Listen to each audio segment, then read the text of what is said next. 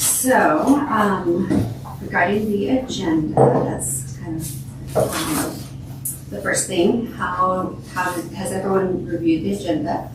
And is there anything to add or change, or is this acceptable?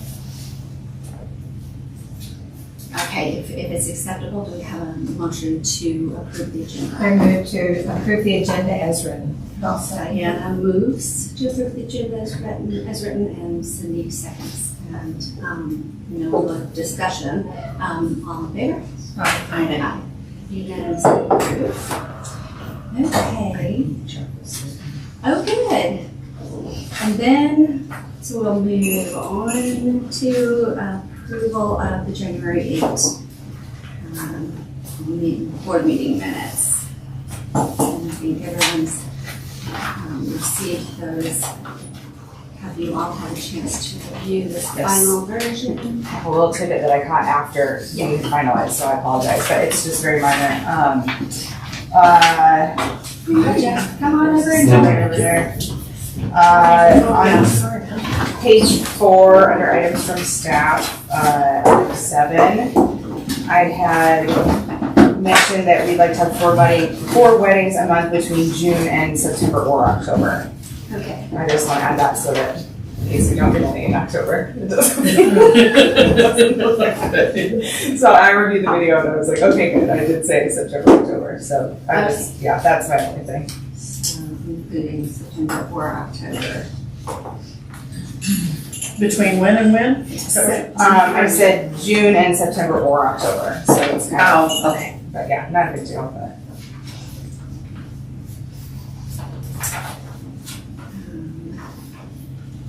Are there any other suggestions for a change or? I have one that is on page 3. It would be the top paragraph and the last word should be reviewed, not revived. Just a simple, I'm sure, click of the letter on the keyboard, but yeah, we reviewed the new branding. The what? The branding that was created by the city of Longmont, so we reviewed it, we did not. Right. Yeah, so just change that one. And other than that, I think that's little things that are just highlights, but nothing of substance. Does anyone have any other question or concern about minutes? Do we have a motion to approve the minutes as corrected? I move that we approve the minutes as corrected. Maureen moves, Cindy seconds, and for further discussion, we all approve, how do we agree, or everyone accept the minutes? Aye. Yes. The motion is passed unanimously. Okay. And then moving on to public invited to be heard. I don't think we have anyone from public just here for a visit at all. Okay, so no one to be heard. We'll move on to old business. And first is digitized scrapbook. So not a major update. I started working on the alternative text for the images in the scrapbook scan, and ran into immediate issues because it's a scan and not like a created PDF. So I reached out to Ian to get help with that, but I'm waiting on a meeting with him to get help. So I think it'll be minor. I just tried to figure it out on my own, watched a few YouTube videos and couldn't figure it out. So yeah. Being the historian, I really don't want that just to fall on your plate. Brittany. I'm Oh, yeah. more than willing to help with No, that. I appreciate that. And I think once I figure out the process with him, I would love help with the alternative text and of course the scanning like we talked about. And the biggest thing I would love for you all to be working on is figuring out the audio recording piece and who might be able to help us with that. I think there were a few ideas. around the table. So yeah, I would definitely love help with that. I'm just trying to figure out the like sort of tech pieces so that I know the process so that I can share it with you all and we can all continue together. Okay, and right along those lines, in the digital scrapbook, I've been hemming and hawing on whether to do a physical scrapbook, but it seems ridiculous if we're going to be scanning everything in. So as historian, I think we should continue in a digital format. And that being said, I would like any suggestions on what is the best format to use. Okay. I'm also like, I'm trying to think when the last scrapbook that we have on site ends. Is there one that's been worked on for like the past couple of years? Yeah. It's paper format. Yeah. I guess we'll have to, because some stuff I know, like the newspaper clippings and things like that, we're only getting in paper, so maybe, I don't know, it might be kind of We would have to scan them and place them in digitally, but I think moving forward, we can continue to scan the books, but truthfully, and I did ask my brother this, who's a computer guy. I said, what about manipulation of data? And he said, Maureen, there's no wall high enough or moat deep enough that people can't get through. So the truth of the matter is it doesn't really matter. But we want it accessible to people and to make it as easy for us moving forward. So I think doing a digital scrapbook just makes more sense. Yeah, I mean, I'm on board for having things being electronic. Are there really current, like the stuff that at the end of these? After this Yes. point, moving forward as Mhm. me being historian, I would like to do it digital. I see what you're saying. Moving Is that like you having a folder on I'm What's not the sure. that you're saving? I on mean, the there will be some things that are hard copy to begin Yes. with that we should still have a place for. Yes. So it's probably going to be, a little bit of both. But certainly we want to have all that stuff available online. So yeah, I think it'll be figuring out this process and having that inform maybe how to move forward and seeing what materials are coming to us in what form and how best to keep them and also share them. So yeah, but I'm on board for, it seems like a good time to make that transition. Okay. So yeah. I have a question. Yes. Does the city have any kind of software or access to an account for electronic scrapbooking? That's what I was asking.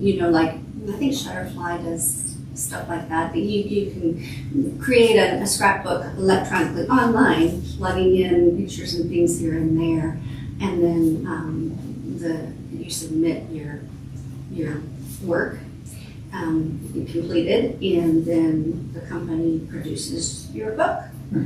Does the city have any kind of?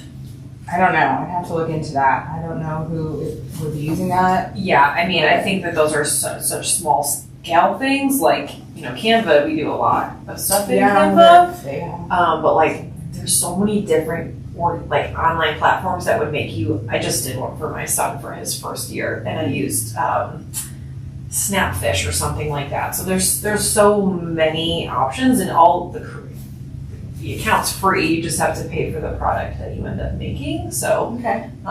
there's a lot of platforms that would make you a Well, scrapbook that's being within digitized. the city, I always want to look for approval first. I don't want to get us in over our Yeah. skis to make sure that we're doing things that are above board and meet the city requirements. I think it's more where you want that information to be saved. Yes. And our Yeah. policies on where you want these more, sort of documents. Policies, period. Yeah. And then anything that is scanned should be kept somewhere that Yeah, I think, like keeping things in Has a Teams home. or whatever, like as a city platform would be fine. And then we have whatever that online platform is, and then whatever policy we create for the physical documents, or whether if like museum archives is appropriate for some, or I think it'll just depend on what comes in. And I think we'll Okay, so want to create at some policy point, for that. Brittany, really, I'm somewhat flexible, but we need to set a time, you and I, to sit down to Yeah. discuss exactly what we should be looking at do, because again, I don't want to go against city policy. And this is a new field in which we're kind of jumping off it. Yeah, well, why don't I do some digging to start and see if there is any guidance that we need to follow in terms of where the things are stored, or if it's just like kind of standard or what makes sense for us. And then if anybody, myself included, wants to be looking for a platform that works well,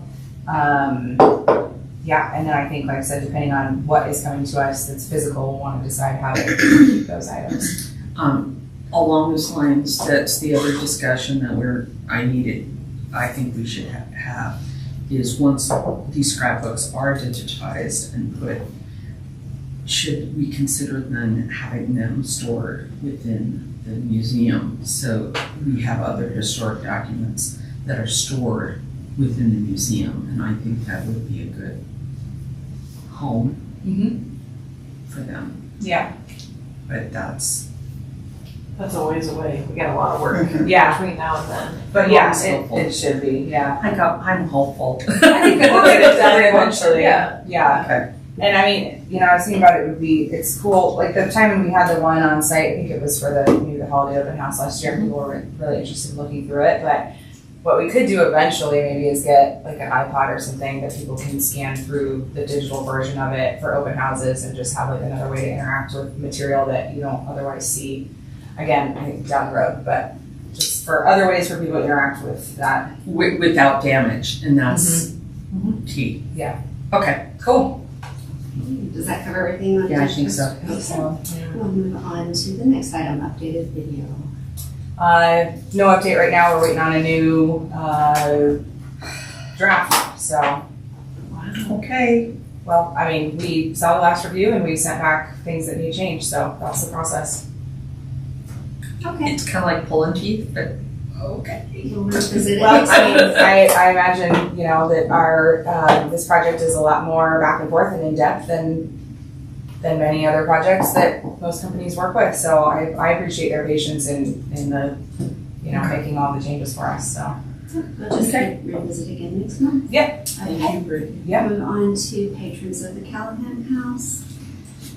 All right, I have the update on that. So we did have our committee meeting and selected the April 25th Spring Open House as the date to roll out the program and kind of introduce the program and get it going within the community. the open house is the 24th. Just so we finish our. Did I say? Yeah, spring, April 24th. Yeah. So, I think we did revisions on the letters and on the donor form. We still have a little bit more work to finish. And so, right now, we'll want to probably set the next committee meeting so that we can continue and complete that work and then have that prepared for next month for board review. So, given that, when is a good time for a committee meeting? Say next week sometime, if that's a possibility. I can't do probably next week. Did we do it the week of the 24th? Okay. So on that week, is there a time, are there times available on Thursday? Is Thursday or Friday an option? Thursday would have to be like 11:30 or later if you want to meet here. Okay. I could do the 27th. I could do the 27th. I can too. Okay. So if we're looking at the 27th, is the 12:30 time still a good time? I think that's what we started with the video meeting, but does that work well for everyone? That's fine for me. It's fine for that. What time did you say? 11:30 or later. So On the 27th. Yes. So 12:30? So 12:30, Thursday, February 27th. That will be our next committee meeting. Please allow a couple of hours, although I hope you get done well within a week. Okay. And that moves us on to. Can I ask you a question? This I'm not real familiar with this major program except for what we've done the last meeting. This has not been introduced to the community yet. Right. How is it going to be introduced or rolled out? That's part of what we're gonna be talking about at the next committee meeting. Okay. Along with working through all of the materials that we're going to have for to contribute or to give to the public, including the letters and the donor form. How we're gonna roll it out is to be discussed. The only thing we needed to absolutely make a decision on last time before this meeting was when. And the thought of, let's have that roll out at the spring open house, it seemed like a fitting time. So that allows kind of the most public coming through the house, potentially, may or may not be aware that we're introducing the program. So that was the selection of the date of the why, but the how we're gonna do, we have to talk about. So we'll be doing that on the 27th. Any other questions? Because this is a new program, obviously we're, And I do think we want to publicize it. oh yeah, that's All That's- these get recorded here. all of that is what we're gonna be talking about. Next meeting. So, okay. All right then, we'll move on to the next item, and that is the furniture dispersion reservation. I have quite a few updates. Okay. So you have. Well, the only update that I wanted to share, because that's what I promised to do, was the time turnaround. It was asked how much time it would take to complete the project entirely. And he said it would be 6 to 8 weeks. And I think his start date was sometime mid this month. However, I think we have some things we need to talk further about. So Yeah. maybe you could share.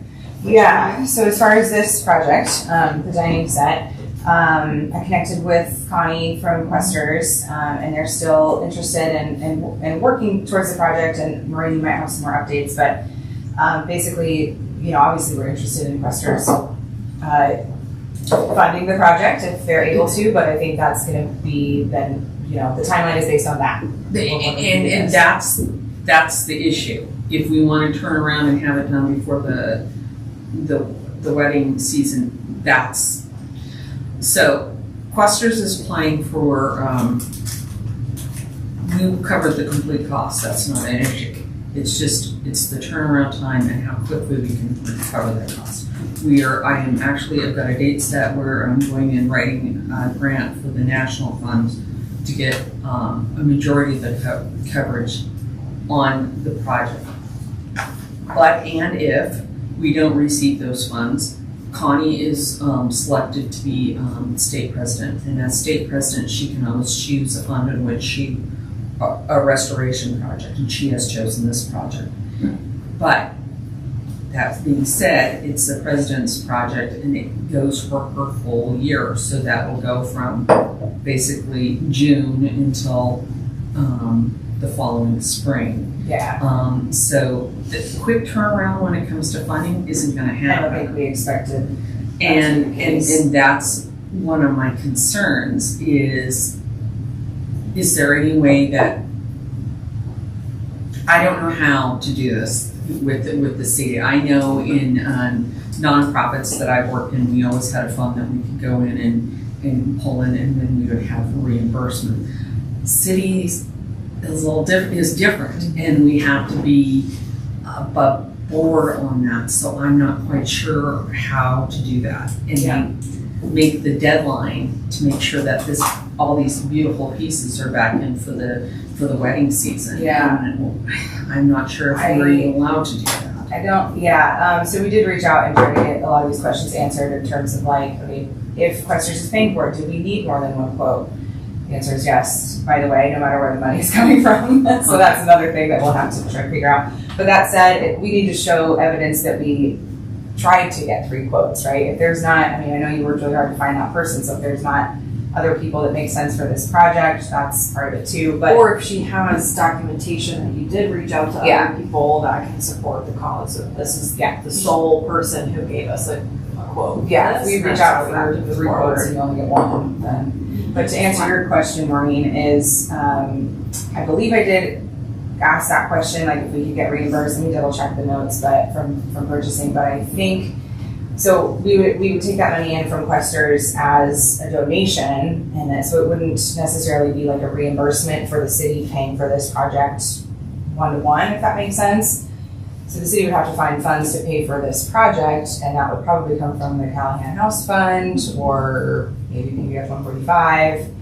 So, you know, and then that money would come back in as donation. So it's, I don't think it's necessarily outside the scope of possibility, but. It isn't, but I don't think it's gonna be one-to-one, Right. like you're saying, if it comes out of PBF 145, that money does not come from Yeah. a donation. So that would be. So it's not like tit for tat, if you will. Yeah. Kind of thing, if the city were to front the funds. But on that same note, I think purchasing also, just the process of getting the approval, I think we're past a window. Yeah. As of right now, I don't think this is happening right now. Even on the city's end, like, let's say Questers did have the money, we accepted it into the donation fund, then it has to then be appropriated for use. And approved by And that council. takes, approved by council because it's more than $10,000. It's And that takes a at time least a matter. couple of months to do Okay, that. yeah. And even if Questers had the money right now, it would be a couple months out at least. Okay, So, and this, you know, this needs done, but it's not falling apart at the seams. There's not like a huge rush, like we wanna do it when the timing makes sense. I would say, you know, wait for the money from Questers. Given also all the other projects that we wanna do this year, I think we are, with some new information, able to probably get the repointing done, but it's gonna be kind of an either or, like we can't do all of We can't these do all. things. So I would say wait until Questers, has the funds in hands. that would be my thought. Which is- and then go from there. Which is actually probably a better thing when dealing with grants, because you have to prove, and we'd want to come and take pictures, and then that's gonna go to the national, it would go to the national, meeting, and that this is where these Yeah, it might funds make went. your reporting a little cleaner than Yes, us that's doing it, exactly and then you giving us money. Yeah. for it. Yeah. Clean is always best.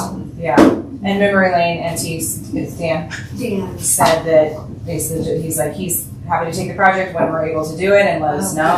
Oh, good. Yeah, that's and gonna I be the one think, question yeah, and Because so, I'm concerned about is the finding him. right. Was huge. I think, It's and really- I'll again look back at what he said, it's been a while, but I feel like he said that he needed a couple months to like fit us into a schedule, so it could be like once we have the money from Questers, we reach out to him and then start the process with the city of getting that money appropriated for use.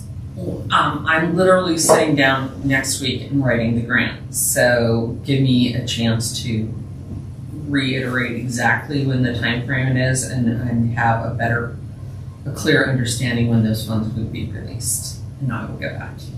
Oh, sure, yeah, I think, like I said, I think it's on Questers' schedule at this point, Yes. and, so yeah, I think it's that, and then we go from there. So it would be this year. Yes, it'd be sometime Sounds this like year. potentially not, though, if it goes to the presidential. It could potentially be December, January. And at the same time, we want to complement what's happening here at the house. So even if Questers gets the money in a month, but we need Yeah, the furniture 6 to 8 for. weeks is tough. So like really the only time frame that could work for the house would be like the January through May is typically when we're slowest in the year, but it just depends on events. I mean, that said, those are indoor events and so we are using this, you know, but we don't want it missing providing it. It's just gonna be tough all around to find a time slot, but I think we'll figure it out. But I think we should have those funds ready, you know, then look at our calendar and then And connect go, with Dan and and then, Yeah, I think you could get accept all the the funds. pieces in order and then see how to fit them together. okay.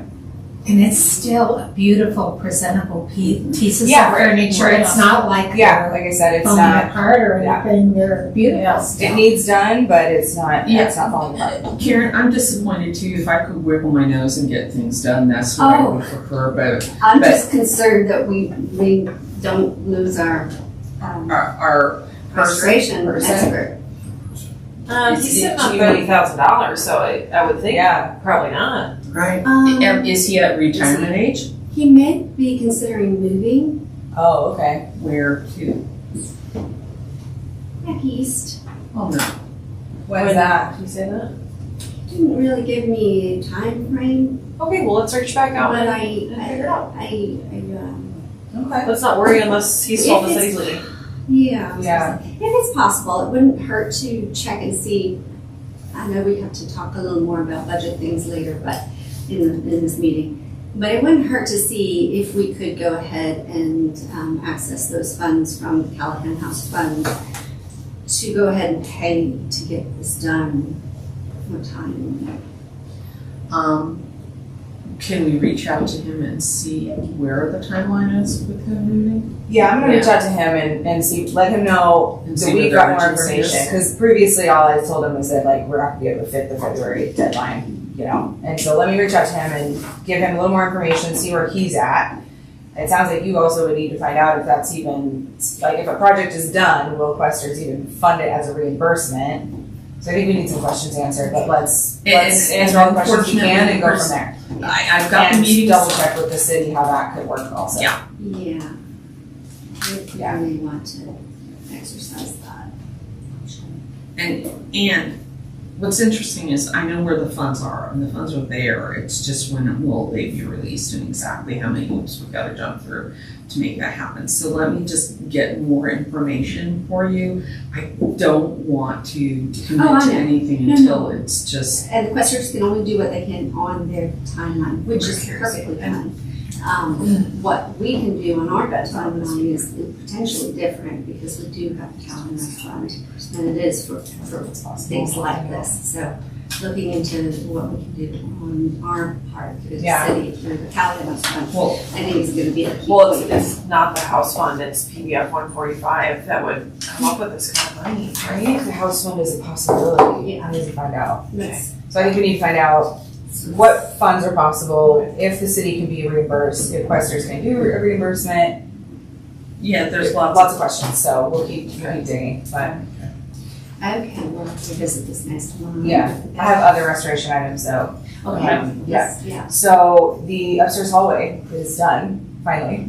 Yeah. Yeah. So that was a couple weeks ago, that got finished, the holes patched, the repaint, the woodwork has all been like, not refinished or touched up, I guess is the word. Re-spruced. Yeah, given a facelift, it looks great, and you know, there's a lot of damage up there, so there's only so much they can do without replacement, but it's been given a really big upgrade, it looks great. That said, the manager's wall is rehung because we had a hanging system. I particularly didn't want to punch holes in the walls again that were just redone to hang one of the artworks and the board stuff. So I would propose that we purchase more of the hanging system to do those other two walls instead of punching holes in the refinished walls that are plaster and difficult to repair. So if everybody's on board with that, those have not been rehung because I didn't want more holes in the new walls. So only two things that have not. Well, the two board items, and then there was the Callahan artwork on the other wall, which may or may not even need to go back there. But I wanted to discuss that and potentially get more of the hanging system if that's how we want to move forward. The other option, because Empire did this project, who has done a lot of our historic restoration. They did our big project 2 years ago.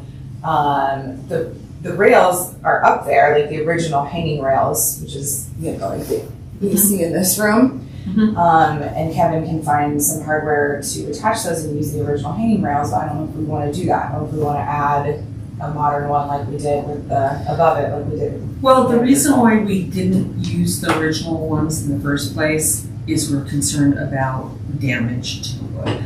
Yeah. And I think we're all about preservation and doing as little damage as possible.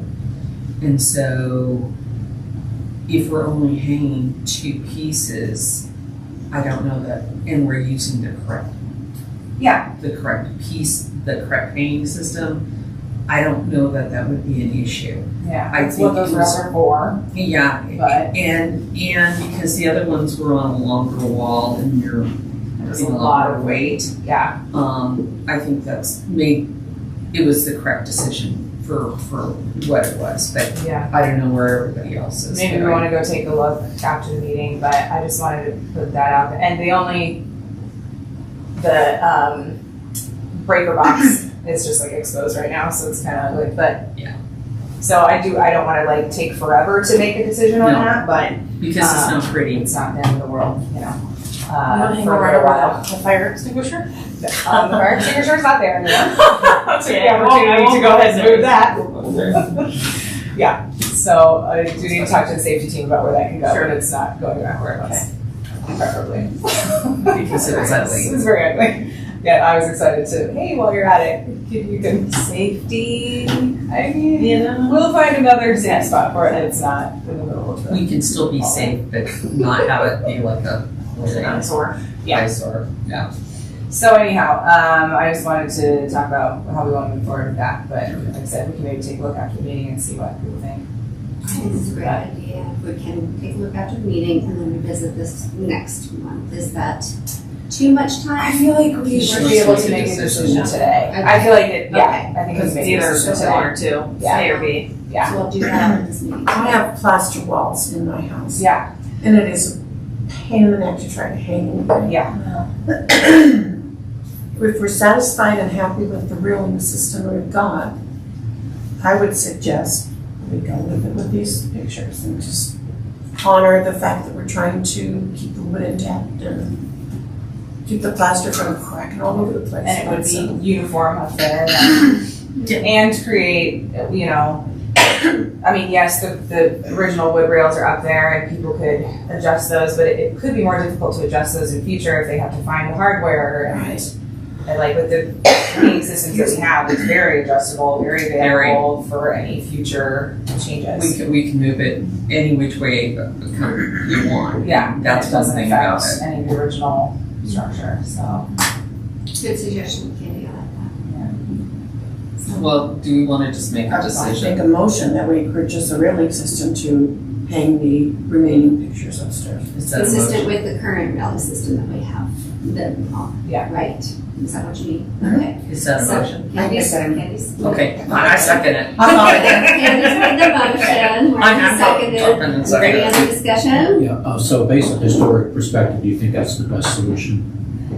I do, it gives us more options in the sense that we can adjust it and hang the pictures any which way we want at that point, and it's not affecting the wall, or it's not damaging. We're talking two small sections that if we remove it and patch that's the slightest, the least amount of damage done to the building, and I think that's a pretty good. I'm just concerned if we use the original hanging system, potentially could be damaged. That's why we don't want to necessarily, this sits right above the original hanging system. It's just a wiring and strings, and I've used it for You can still go to the various left different, and see, yeah. and it holds a nice chunk of weight, and I think it's a good choice, but I'm all for the uniformity. yes. So it provides the uniformity in a system that won't damage or affect the integrity of the wood of the hanging rail that's currently in place. Sounds fair? Can you originally had acquired that for us, correct? Or you sent a link? I sent a link and you guys paid for it, so Okay. that you should have all that information under Was it like to Kathy's email? probably. I would not have that. Okay, we don't have it. Do you- I Maybe will you double could check see it Maybe myself. see if you I can search I'll do some mine. digging Yes. and you do some digging. Yeah, Could I'll just do a search on my we- computer. Okay, okay. Two Okay, seconds. so yes, so we have a motion, we have a second, we've had discussion. Is there any other discussion? Are we ready to vote? All in favor? Aye. All right, that unanimously passes.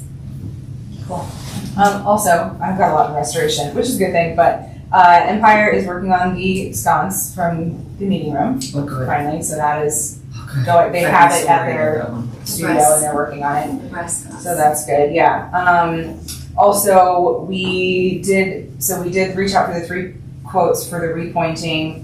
And the total for that project now for the main house and the auto house, total estimate for the project is $15K, which is much less than we originally had thought. And that said, Ben feels that instead of continuing to get declined for the CIP grant that or the CIP funding, that we move forward with that either out of the house fund or PDF 145, something like that. So the one company declined to bid and another I reached out to 3 times and didn't hear back. So that said, we can move forward with the quote from Empire if that's something that we want to do.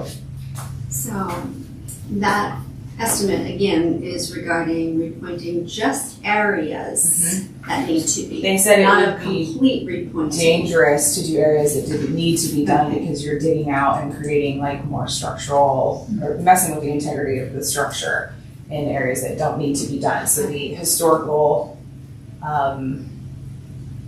expertise was that you just do what needs to be done. And so, given that it is a significantly less estimate, Yeah. I think it's a good idea.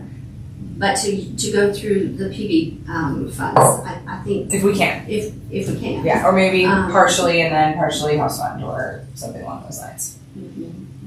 Would you explain repointing? To the best of my ability. From what I understand, it has to do with the structural integrity of the mortar and the brickwork on the exterior of the home and the auto house, and just making sure that, because over time, there are some areas where the mortar loses, it just needs to be redone in places to. So what they do, they just come in areas that are damaged. They come in and chisel or whatever the damaged mortar out and then put new mortar in. So That's they know. exactly what I thought it was. Okay. I just wanted to clarify you. Yeah. Because I see her sometimes as well. That's like, Repointing. I think it's something like that. Yeah. So is this group experienced in historic? Yes, this is the group that did the major restoration project that we did 2 summers ago, where they did the windows in the driveway and the woodwork, exterior woodwork. So we worked with them for a lot of projects, and yes. They've also been recommended by Historic Colorado, correct? Yes, they were one of the ones that won the bid for the project that was funded by History Colorado, the State Historic Fund, in 2021, and then the work got done in 2023. So yes, they're familiar and have done several projects for us since then. Is there anybody in the city or the Callahan House that actually oversees the work or inspects the work or approves the work?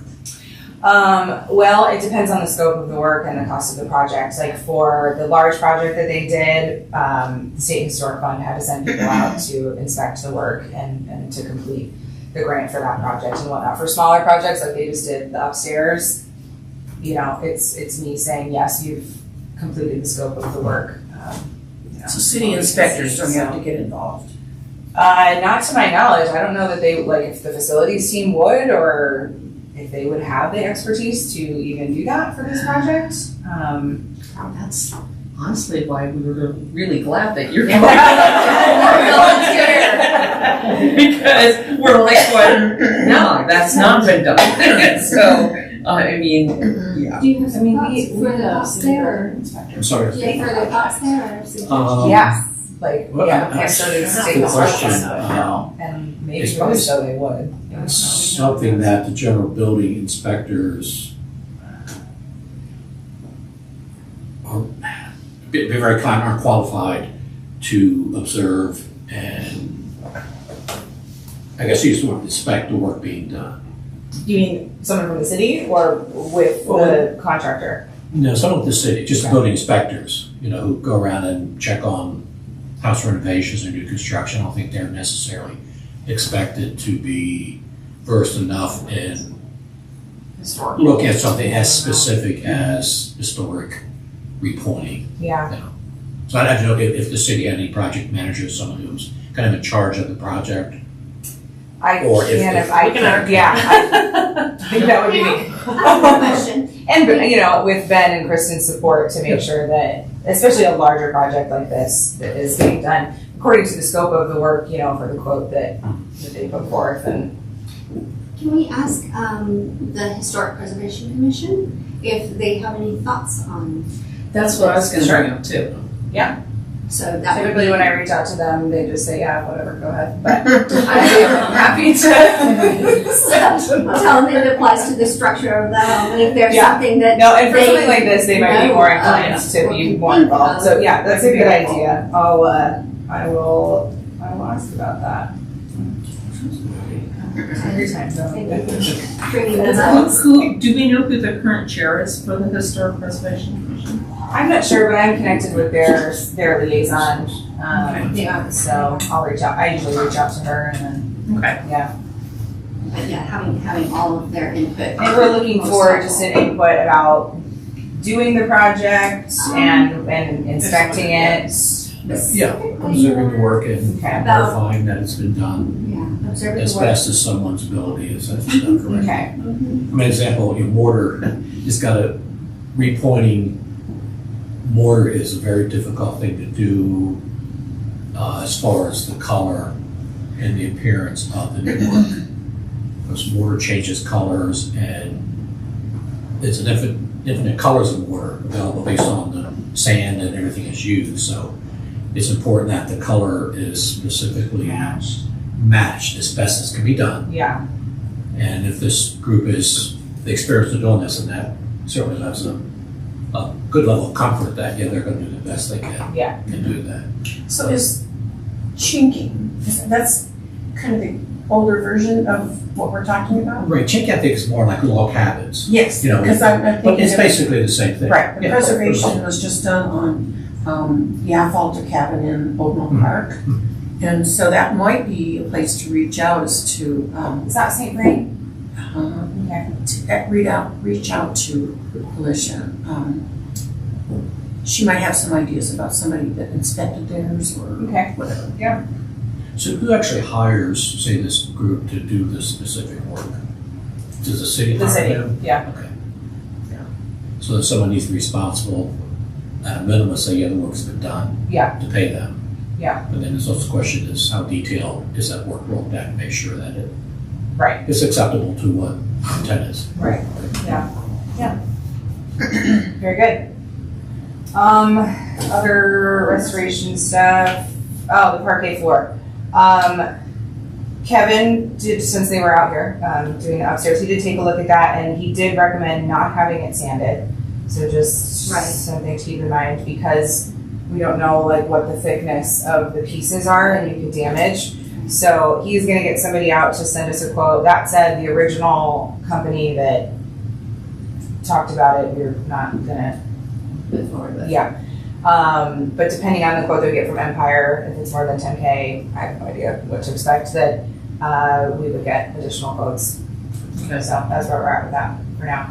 And that, you know, it'll also be like information that they give us about what they would do and us deciding if we want to go with a restoration on that or not, or continue to do more of a preservation, I guess. Yeah, So, I'm glad you checked on that and Yeah. confirmed that. That was Yeah. definitely a concern. well, so that's everything for restoration for now. Okay. Thank you, Brittany. Sure. You've been very busy. We will move on to the 2024 annual report. While we haven't had much time to review it, and even in the time that I took and reviewed it, I'm thinking it might be a good idea to just have a separate working meeting, just to do a final fix on everything. I'm realizing that there are attachments that we didn't refer to that we should, and they should be included. Which are what? For example, Just because the last we spoke, everybody felt that this was finalized other than the numbers, and those changes were made, so I think if it's not too much stuff, we could probably get it sorted out. okay, well, I don't know that it's too much stuff, but where should I begin? Do you want me to begin with the attachments, the inclusions? Any changes that you have, because I've had a few drafts of it at this point, and this was after the last meeting. I made the changes that we talked about, and it was considered, final other than the numbers, but of course we were gonna look at it one more Thank time. you for redoing once the this numbers title came in. page. Sure, It yeah. looked Although Ben is the golf superintendent. Oh, thank And you. I, golf. Hey, I bet he wishes. That's hilarious.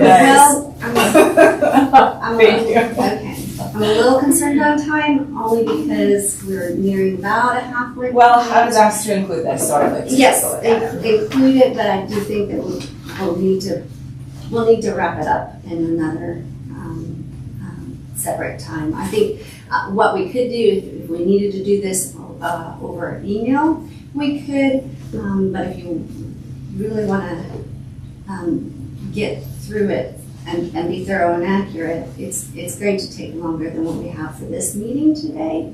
Okay, I guess I'm curious why there are that many changes after it was finalized at the last meeting. All right, so we didn't even, for example, we didn't even acknowledge that we created a script and selected a production company to film and prepare the updated video regarding Callahan House. That should be included in the overview, the 2024 overview. Okay, We also didn't include that we revised the club survey, inquiring about club satisfaction regarding use of the house, and included that updated survey. We also didn't include the attachment of the club selection criteria application, because that is standard to include any document that we put together and okay. it's clear, legal and. All right, I understand. I guess my Okay. point was that there was a lot of time before this and a lot of drafts Yeah. to talk about all of this information. So if Yeah. we do need to move forward with it, that's fine, but let's then be thorough Yes. with the next review and make sure that it includes everything that you're wanting to see. And I think if we can do that at a separate task meeting, I think that would be helpful. Okay. And Do you- and that effective, was- and we'll get it done. Do you wanna set a task meeting to do that? I think it's a good idea to do that, so Okay. let's, and if you'd like, we can piggyback it off of the Thursday, the 27th meeting, if you would like. That's up to you all. The Since house that's, is available. Let's try to piggyback it. Since that day and time. Do we wanna move up the time to 12 then, to give us a little more squish room? I think the 12:30 is okay, right? Does that allow everyone Okay. time for their lunch hour or whatever that Okay. time that might be before the meeting at 12:30? Right. Okay. May I suggest that you send us what you have in mind that you think needs to be changed? Because Yeah. I'm looking at it going, yeah, let's pass this thing. No, Yeah, and that's where we honestly, were at the last I'm time, glad so we caught maybe those there's more things changes. because they're important details. And to be honest, I've been, between the holidays and being ill and other things, I didn't catch that. So good save, because those are things that really do need to be included when we want to prove that we are doing what we're doing. And if we're spending money and anybody's really looking at the details, those are the things that know that we're covering. So So that's fine, but let's just make sure we're thorough the next time and then the That's, next iteration that comes in, that's the sees point. the numbers. That's the point. Yeah. And just so you know, going it's forward, Printed in continuous packets for several more meetings. just so you know, going forward, and I'm gonna kind of mirror what we've done in previous years, is that the chairperson would prepare this toward the end of, in the fourth quarter of the year, and work with a task group to make sure all of the items are included before it's even presented to, at a board meeting. And then it's really close to done, and it's just a matter of waiting on financial numbers to close out the year. So that's how I plan to do this for the 2025 year. Great. So that it's done, it's complete, it's entirely accurate and inclusive and more timely. Feels more like a board report. I mean, it should be maybe annual. labeled differently. Yeah, it's an annual report, so it is everything over the course of the year. And it does need to include the attachments. And so, let's get this done at the task meeting. I'll go ahead and email to you all in advance of the task meeting what I've said, what I've found. And Do you need a Word document of yes, this please. copy? If you would provide that to me. I appreciate that. Okay, that'd be great. Okay, so we'll do that. All right, then we'll move on to the restricted areas and encampment mitigation. These are great photos with the Yeah, good. lights, thank you. I didn't make them, the contractor did, but yeah, I thought they were very helpful, so. Yeah. He knows his job. So I think everybody is familiar kind of with the situation with this. We've had issues with unhoused persons making encampments and using the park facility, if you will, in appropriate ways. And so we're looking at mitigating the availability of these sort of like hidden spaces here at the back of the property, just to make them inaccessible for people to be in those hidden spaces. So I think it's fairly clear here, but so this one is this back fence back here, which has been in disrepair for some time. The area right behind the garden shed over here is The is walls, fallen down. the walls. Is this including, fixing the broken cement and stuff in the alleyway? Yeah. And repairing? Yeah, so there are gonna be Yeah. some changes that need to be made like, to the cement and things like that. So this fence goes all the way back behind the green garden shed. And this area is like falling down, but this is all kind of in disrepair, so we figured while we're doing it, so it'll be kind of like from right where, it's a different type of fencing right over here from where the gazebo is, all the way back behind the garden shed. And they're looking at, originally it's like a lattice fencing that's got the vine growing in, but rather than like taking several years for the vine to grow back in, I think the idea is just some privacy fencing in this area to kind of block out the alleyway and all of the items there. And then in front of it over here, because this is the garden shed area right back here is where the encampment is used. And they're in several areas, but that's where a lot of it is taking place, is to continue this lattice fencing straight across to kind of meet with where the new fence line is. And keeping that lattice so that it can vine eventually, but keeping with the aesthetic that's already there, and then having a gate so that parks and whatnot can access into that area. I've got real mixed emotions about this. Okay, so there's a couple questions. From looking at the repair that needed to be redone with the cement work, are we gonna have tree removal? Because a lot of that's being caused by the tree roots and trees growing into, Just this one, right? yeah, there's a couple of the big trees that are causing problems on that and bushes. So are we gonna be talking about removing a large tree as well? I don't know. I imagine that will be, when the company, because they come out and get like an original quote for the work, but when it gets more in depth, we might have to find that information out and decide. Or maybe they can work around it. I don't know at this point. Well, technically it's on their property, Okay. so I'm not sure how that's Yeah. gonna play. I think Their they, property, the Alberts. yeah. I think whoever, so right now there are 3 quotes out, or one's still outstanding, but we've gotten one that was like twice the price of another, so. One quote that looks good at this point, one's still outstanding, so then depending on who gets hired to do the work, I think they would come and inspect further, and then we would get that information, about any of it. And this, a lot of these are more straightforward, but this has some questions like that, like the cement work and the tree and things like that I think we would need to find out from them before the work began and then make some decisions from there. It's the one next to the auto house that I'm having the most concerns about. This one? Yeah, this one. I don't think that one is this a here. problem right now. Are you talking about like roots going into the foundation? No. It's not a problem for the fencing. It's not a problem for the fencing, it's just cutting off that whole section. Visually, I'm not sure that. Well, I mean, I'm just gonna be very honest with you, people are defecating back there, like it's a huge problem. So there's cutting off that piece of it and not having it accessible for those things to go on, or there's people hanging up their laundry and using it as a bathroom. And what do we prefer? I don't mean to be so blunt, but that's the No, situation, blunt's so. good, I have no problem with reality here, that's a good statement. Well, asking us how many people were having enter and be on the property. One in particular was an issue. Two in particular that are regularly problematic that I'm aware of, but There's I probably mean, really, more. I don't know what the Probably amount of people, what bearing that really has. Like, it's taking place, we've done all that we can to keep this person off the property, but unless there's somebody here 24/7,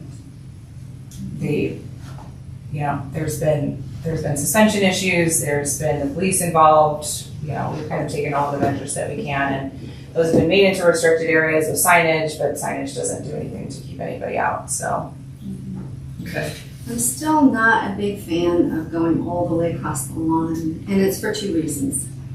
While I do think if we need to block off the rectangle immediately to the north of the auto house, that is just really adjacent to that north wall, okay, because then that will just cut off any nook or cranny. And you've mentioned this, but the problem is it still creates a hidden area back there regardless, and that's what we want to try to avoid. So even if we go, from here, if we're going like straight back, there's still that whole hidden area back there that you can't see from anywhere else on the property, including like back here, where staff is coming and going, or, in the main part of the garden where anybody that's using the space publicly should be, and not in these back hidden areas. So that entire area now is considered a restricted area, but unless it's fenced, people are still gonna go back there.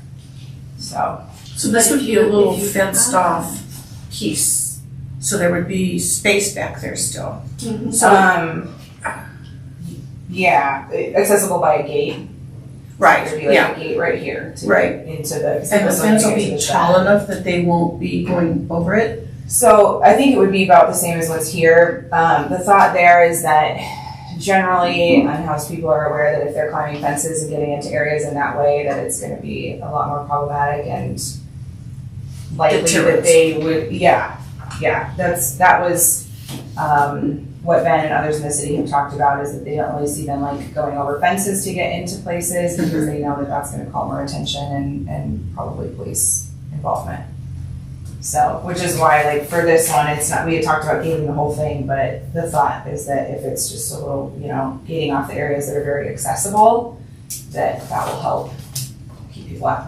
Because Could you they do wrought aren't typically iron climbing across there? fences and things like that.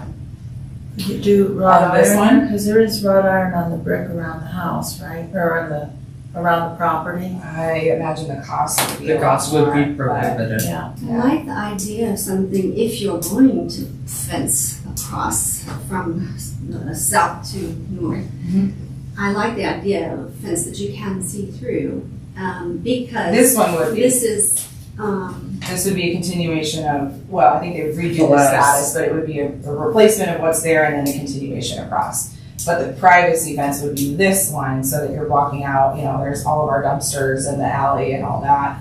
And then this one would be lattice going in front of it. right, the privacy fence along the perimeter seems fine. Mm-hmm. But the one cutting across the garden is the one that is not so exciting because that piece of land, it's historic in nature in the fact that 30-foot strip was purchased. Mhm. And it was by intention and by design. And so to take that visibility away for people who are touring, to not see, oh, it was this 30-foot strip Well, of again, land. it's gonna be And lattice, now- so it's not gonna be completely unvisible, but people are, and it's just to that back area out. So all of this and the gazebo and everything is still there. And again, if we're talking about aesthetics, people hanging their laundry and using the area as a bathroom, I think is a lot more problematic than a lattice fence.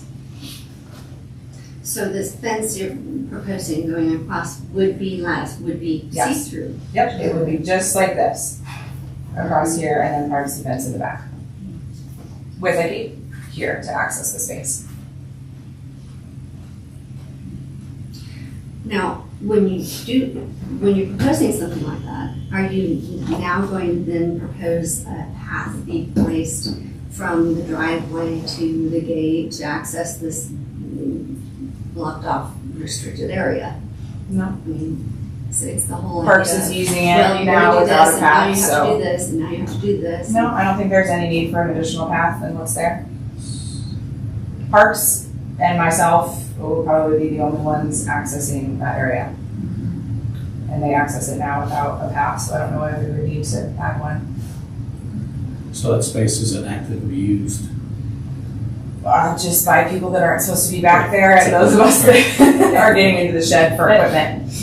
I think like maybe just what you were thinking is like if people are renting the gardens, are they using that area for anything, right? Is that kind of what you're thinking? Yeah, and I mean aesthetically, that space right now, it's a falling down fence and a garden shed and some restricted area signage, so personally, I feel like if I'm taking photos in the gazebo, I'd rather have a lattice fence with some vine growing up it than a garden shed and restricted area signs and a fence that's falling down. Okay. Will the property still be maintained? Because I wouldn't want that to just become like a, No, we Yeah, can. it'll still be part of their work. Question. Could we price what it would cost us to put a taller wrought iron fence across it? Is that something that everybody's interested in? That goes back to the aesthetics, the visual aesthetics of it. And keep in mind too, that's gonna be a lot more permanent, so a wood fence, there's potential for changes down the road if that needs to happen for some reason. I Yeah, don't know, but I kind of like the fact that it would be more permanent in the sense that it goes with the rest of the aesthetic of the wrought iron fence that's around the property. And if that's gonna be the problem, then let's really look into having a permanent solution. And what would we be emulating, like, Something similar but taller, okay, so somebody couldn't just flying drive over over it, yeah. it. And if we did something pointed, type of thing, Yeah. and taller with a fence, that would be similar. Not exact, but similar. I think that would be a better aesthetic than and then the privacy fence makes sense there. But I just think if we keep consistent with the rest of the property, it looks better. Yeah, sure, we can look into the possibility. I like that idea. This would be the privacy fence, the solid fence. right, This is solid fence. yeah, Okay. around the perimeter. I hate that word. Yeah. And if you think about it, it's gonna be a longer term maintenance issue too. Because the thing with lattice, it breaks down. Yep. It breaks down really easily and after a period of time, and if we're gonna have a solution, let's do a good one, a good choice that we're not constantly trying to keep up repairs on. Okay. And the privacy fence, is there a color or something that you're looking for, or a material? I don't think would. we've gone that far into the. I was just trying to think forward a little bit, but that's where that's. I imagine we have bits of privacy fence, if you look over here already, if we do something similar, I mean. Yeah, I think that's the idea, is to, Yeah, kind of replace what was there. just be consistent. It sounds like wrought iron might be the most appropriate material, because it matches so much here. They're also less expensive, it's just like aluminum, that less expensive, Okay. which could be worth looking into, but again, it would not be the wrought iron that typically is elsewhere, but it's an option. Okay. That would, What could did you be. call it? Aluminum. Aluminum. Okay. That, like, they may begin to have the same aesthetic. Yeah. Okay. Yeah, So it's hollow, I'm sorry. it's hollow. Like the poles Oh, are right. hollow. Yeah, they have Yeah. little pickets that are, inch square that every force apart, they can Yeah. pull your tops on or whatever. Yeah. Again, not the same aesthetics as wrought iron, but it would be, looks like a good deal cheaper.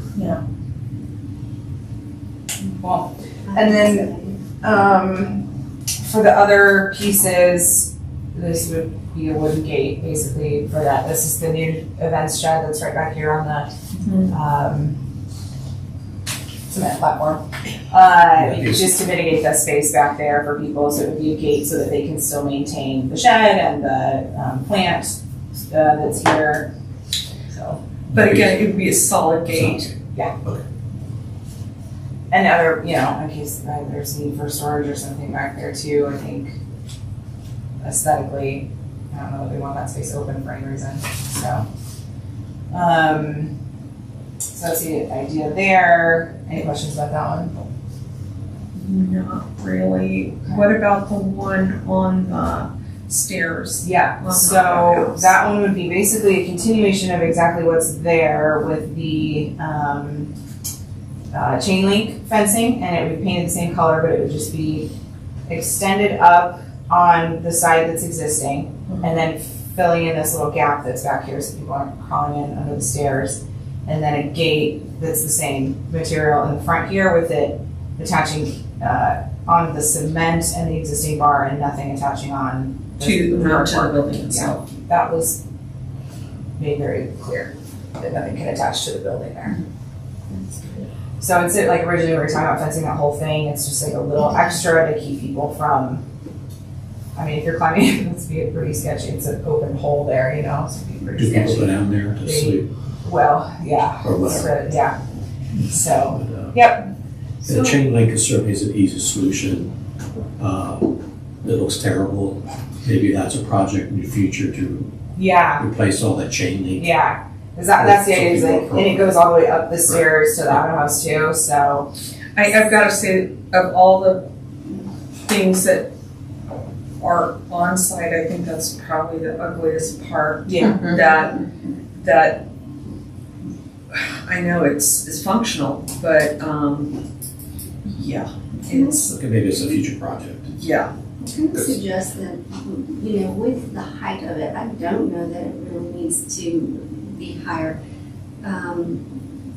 If somebody wanted to go over that fence, they'd go over the gate.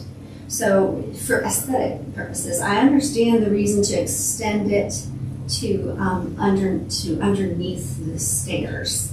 But I don't see a real compelling reason to increase the height, given that If this gate is the the gate is same. going to be Yeah. that small. So perhaps if we just keep the height as it is, extend it at the end so that it does go all the way to the end of the stairs so that you can't crawl in there. And then the gate goes across the stairway. That should be sufficient. Yeah, it's a good point. I'll see if there was like some additional reasoning for that height. I don't know. I mean, no reason to go higher there when they can just step on over the Yeah, gate. and I think that, we couldn't go higher here because of. The sill, yeah, Yeah. which we would not want to do. We don't want It's still sketchy, like you're saying, if they're gonna go over this, Yeah, whatever height that is, they're asking for. But I think, Or that's something. the problem. But I think it is enough of a deterrent that, like you said, that if they get the idea that they're going over a fence, then they know that they're doing something they shouldn't be Yeah. doing. So because of the fact that there is a fence there, yeah, that off makes that corner, put in the little gate, should be sufficient. Yeah, that makes sense. But I am gonna state, I would hope at some point we would look at doing something better than what's currently there. Oh, yeah. That's Oh, yeah. always been on Absolutely. my hope list of what can So we do to fix that. do we have to put signage on each of these? There's, hopefully not. I don't think so. I think that would be up to us. Is there signage in those areas? So if somebody gets, it's gonna be a locked gate, so they'd have to climb it, and then there's signage within the areas. I would like to not put signage on the outside of it, because then that defeats the, Yeah, I just wondered about It's legality. a good point. Yeah, hopefully not. I don't know. I don't think so, because I was the one that got that signage up in the first place, and it's a little bit of pulling teeth to get that even done. So I don't think anybody is like clamoring for us to have more signage. Okay. But it's a good question. Yeah. So, Do you have any other thoughts on any of this? Or should we plan to move forward with getting more information to come back to the next board meeting to firm things up? You know, we were pretty ready to accept a quote for all of this, so I don't think there will be any question about making this short, you know, or just keeping it how that is. So I'd like to see if these companies can do wrought iron, I guess, Yeah, for we one. reach back out to them. And Or then see aluminum. what, Or aluminum, as Jeff. Yeah. or see what that looks like, and then, you know, I guess we'll see what the turnaround time is on the information. But I'm not gonna necessarily hold off till the next board meeting No. to make a decision if we can, Yeah, we need to get on you know, share the information via email, but I'm the gonna, thing is, as soon as the weather gets nice, we're gonna have all the same problems again. So we wanna do this as soon as we can, but obviously we wanna do it correctly, so I do like the idea of the wrought iron. So let's see about that and see how quickly we can get some answers. okay, and my next question is, I know you wanted to do the fence, the gate behind the shed as solid. Do you want that solid, or do you wanna be able to see if somebody's actually back there hiding? This fence? Nope. It's the one next to the Oh. shed. That's a good It's a point. good point. Yeah, Can they get there the other side? you'd have to be like, no. Yeah, so I mean, I guess it's depending on what you want it to look like, but I guess, you know, the purpose of this is to close it off so that nobody can get back there, Yeah. so. I don't know how they could, especially if the crossbars are on the inside. I don't know how anybody could climb it. Okay, that's my question. Good question though. It's a safety issue. Yeah. If you don't Walking want by there every day somebody is back there creepy. hiding Yeah. that you can't see. I That's when your lighting comes into play. That's the other thing we're lighting at It's is on all like the time. security lighting in this area and Well, if this area Yes, is lit this and you area. can't see it, is that security enough, or should it be open a bit of an open gate. gate? Chain link. Like a chain link. Yeah. Yeah, unfortunately, Yeah. yeah, because You that can't way hide things back there, but on the other hand, nobody Yeah. else, nobody can be hiding from that's a you. good point. And then they won't feel as closed off. Like They what? won't They won't have to their be- privacy. Yeah. Yeah. Right. Okay. I like it. I'm always thinking safety. Yeah. To me, it's just because particularly you and the ladies that work here, and you're coming in by yourself. Yeah. I appreciate it.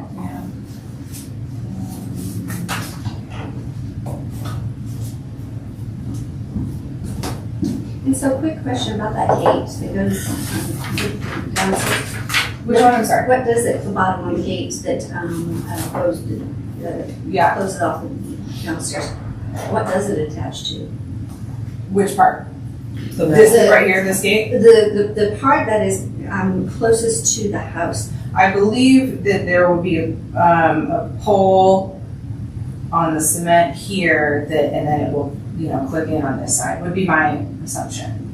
On the lower part of it? Yeah. Okay. That's my assumption. but it will not attach to the It will building. not attach to the building. That was like Okay. made very clear to the contractors that they could not attach to the building, so. And none of them seemed to have any, they were like, yeah, no problem, we can. So I imagine something goes into the cement here, and then it would swing and click in this way. Okay. Is my guess. Alright.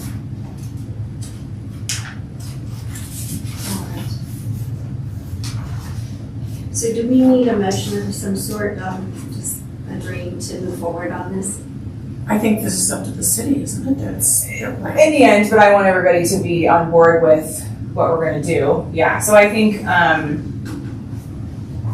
yeah, I don't know that you need a motion, but I definitely want to share the, so we'll find out about the wrought iron gate and share that information, and the project needs to be done in some fashion, but I want it to be, you know, Well, it's everybody to be in agreement with what that looks like. it's sad that we have to be in a point, Yeah. we have to do something along those lines, but, Yeah. yeah, if we could move forward with our suggestions, I think that would be great. Okay. You can get an Does that- online vote, right? If I don't needed. know, I mean, we can, if any board information that's discussed via email can become part of like the information that's shared online as information that we discuss. I don't know if we can vote via email though. So I guess if you wanna create a motion that like you're on board with the city moving forward with this project with your suggestions, we could do that now, and then we can suggest those, or, I'm going to make a motion that we move forward with the suggestions that we have put forth and, as a board. So Maureen's moved to move forward with the suggestions we've made as a board. Is there a second? Diana is a second. And do we have any further discussion? All right, all those in favor? Aye. thank you. Unanimously passes. Okay, we will move on to the 2025 calendar of events. So, to get started, we already do have the date and time for the spring open house. And that is the April 24th from 5 to 7 p.m. And I think we had previously discussed keeping our open house events similar in time. So perhaps the summer open house will be the same time frame, but we do need to consider what date. Last year's was in the end of July. So the other thing is we do want to double check. Do you happen to have the city's calendar for events? We want to make sure we're not in conflict with other events going on in the So last year it was July 25th, so same thing this year, that would be the 24th if we want to go with that same. It's not the last Thursday because there's actually 5 Thursdays this July, but if we want to go April 24th, July 24th, I think that makes sense. And the city doesn't have any event on that day. The only thing they have on the 26th is a glow swim at Sunset Pool, which I don't really think is a competing event. So I think if we want to move forward with the 24th, that should be good. Let me just double check our calendar, but we don't typically have Thursday stuff. Okay. 5 to 7 as well. 5 to 7 p.m. Yeah. So that's a Thursday. July 24th, 5 to 7 p.m.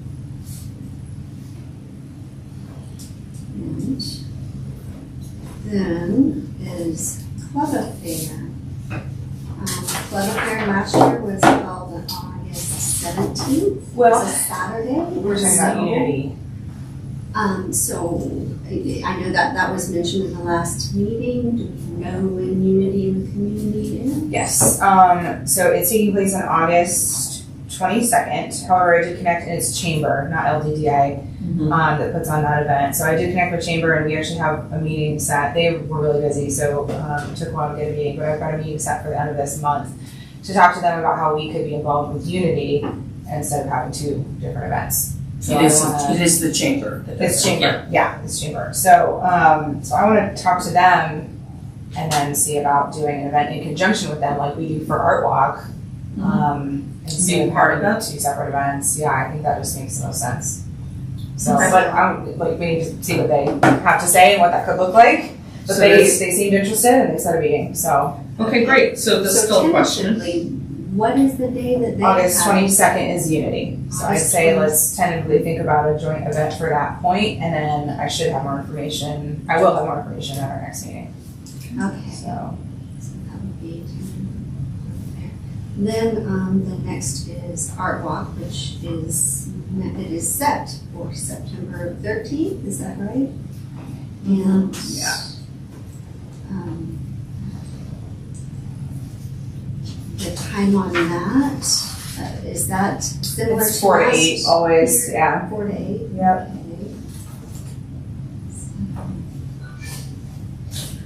I do like how we did it. I mean, unfortunately, because my niece got married that weekend, but I like the fact that we have a lot more artists and we opened the garden, and I heard nothing but great things about it. Yeah. I think that was much more successful than having 2 or 3 artists on the inside of the house. Oh yeah, definitely. I don't see any reason to scale down now that we've gone big.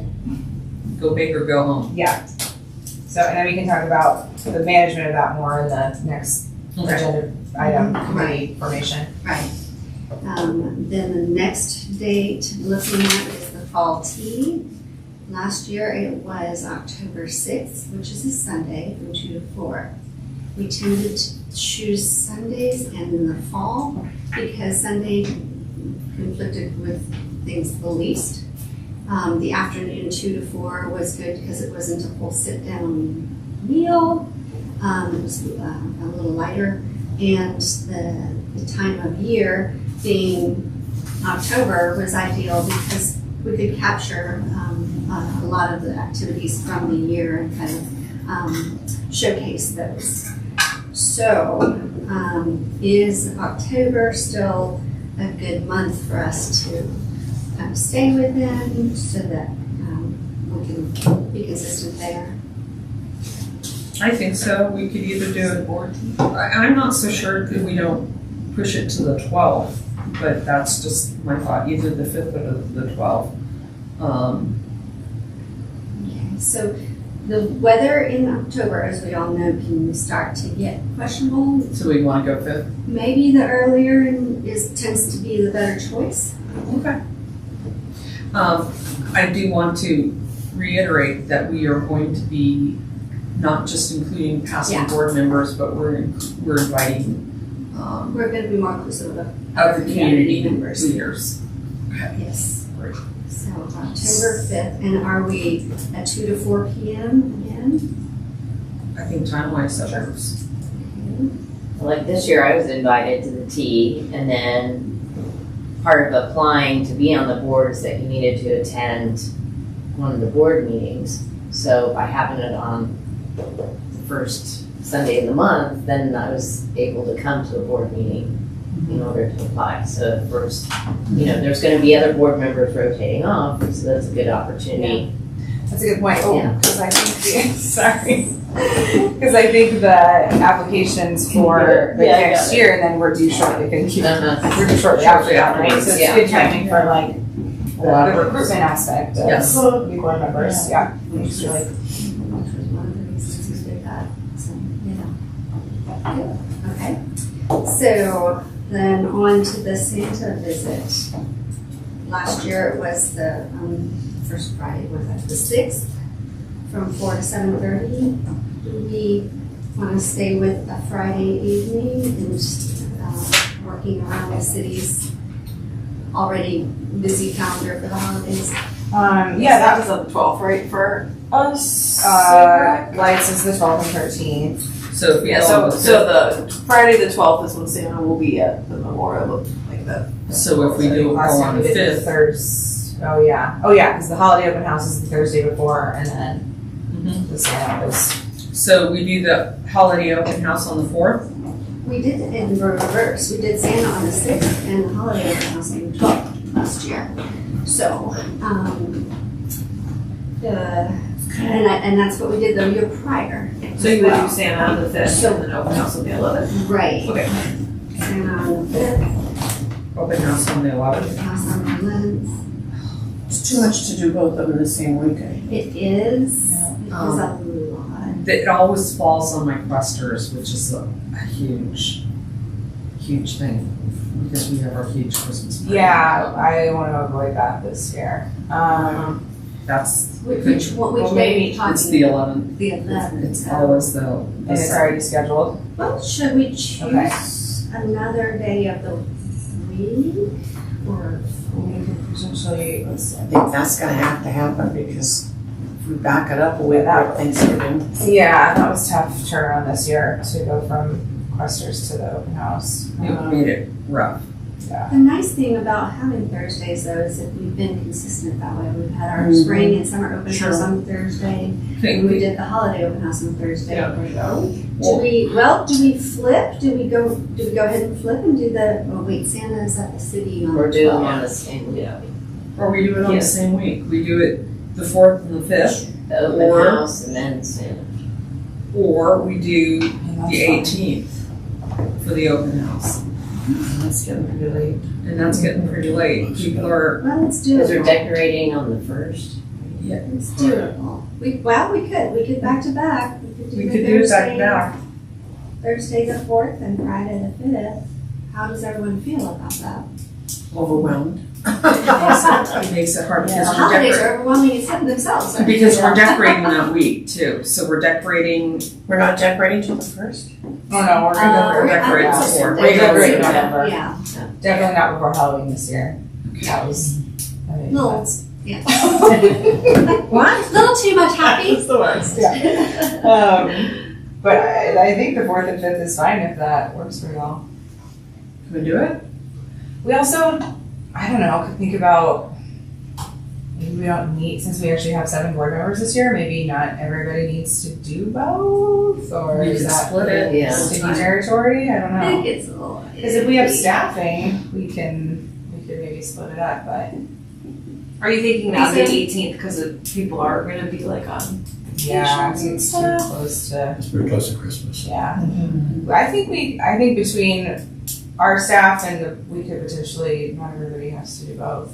Because this past year, the Santa open house was very smooth.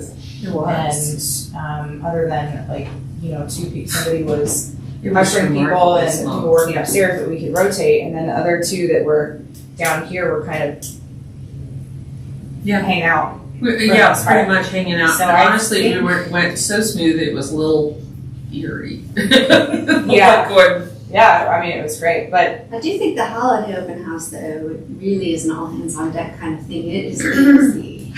Here's Yeah. the deal. I'm gonna say, I know people are gonna be going on holiday and stuff, but if we go on the 18th, people will still want to be doing stuff right before Christmas and going to see things and what can people do with family members. Why don't we try for the 18th and see what our numbers are? Because if they're back to back, the thing is, we can always say on the 5th when people are here, we can always say, oh, don't forget, we're going to have an open house too. Bring your grandma here or whatever to come back and spend more time at the house on the 18th. nobody's gonna come the next day if they're back to back. Like, Yeah, that's what I'm concerned. well, December 4th is the first night of So you the can come to- Some home tour. Oh, December 4th is the I will first not one. be here. majority. Yeah. I do that every year, so. I think you try the 18th. I think we try the 18th. I would. So the 4th is Santa. and the Because 18th our is other open open house. houses are like the 3rd. 5th for Santa. This is Sarah. Friday, yeah. So it's Never try, never know. Necessarily. Yeah. We also have the other thing that we haven't ever tried of piggybacking with the other. We talked about 1 year of piggyback with the home tour and having them do the house. We've talked about that for years. We've never Don't done it. they have to come and decorate and do like a very specific, I think that, I don't know the details, but I think that was why we haven't done it. It's How just does it work? pretty, Everybody's like, it's Whoa. it's 11. We started at 9:30 though. I always thought it would be awesome to have the home tour here, but it's pretty involved. I mean, they take over the house basically and do all the decorating and stuff, and it's just overwhelming. We wouldn't be able to do Santa necessarily because They we do couldn't it and they because- bring the stuff in. Okay. and we couldn't do Santa because they definitely are, that Thursday night is the VIP tour, and then all day Friday and all day Saturday. So, I think we need to do Santa here. and it's set for that first weekend in December Well, always. we'd have to either move Santa, because I don't think we want to not have that event, but I don't know if that's, I will leave that up to you all, if you're interested in looking into that or not, but. Why don't we move Santa? Why don't we keep our holiday open house on the Friday? And then move Santa to when? Tuesday? I think we're talking, I think that's Friday fine. night is good for the families. I think we're Yeah, talking that's about hard if for we were to families. do the home tour, that we would move Santa. Oh, Otherwise, okay. I think, Yeah, I thinking think how we'll we keep it the as Friday is. night is good for families? Yes. Question mark, okay. Oh, so, Here's another thought. What about we do our Santa visit? I'm trying to think outside the box a little bit. Keep the Friday the 5th as the holiday open house and move Santa to Thursday the 18th. we were just saying, Friday is good, Friday works best for the families. so Because we can do if Santa on a families Friday. Or during the Friday the middle of the week 19th. is just, I'd say, Probably, I think Santa on the 5th is good, and then the 18th for the open house, unless we are interested in. I'm good with that, that works. Just in terms of try and see. consistency for what we've done, the Santa is I do the Friday think, night, and I then do think we should, I'm with Candy, we should look at piggybacking and having them do it 1 year, just 1 year, and see how it works, because Let's go for it. it is These are a interesting. big deal. Everybody in town goes to it. People have to get tickets in advance. How would we benefit in the sense that it would really give us a lot of Who exposure? hosts? Who is that? Who does that? Since Who like does? Company. it's Habitat for Humanity. Okay. It's been doing it the last 3-4 years, I believe.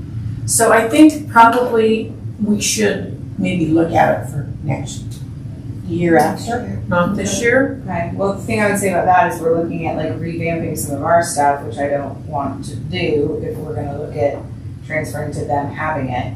So if we wanna look at it for next year, that's fine, but then I'd say let's not revamp our stuff this year. But, or if we wanna look at it for this year, it might be the year before we decide to make change. Because if we continue with that for future, they bring in all the decor. Well, we could do it both ways.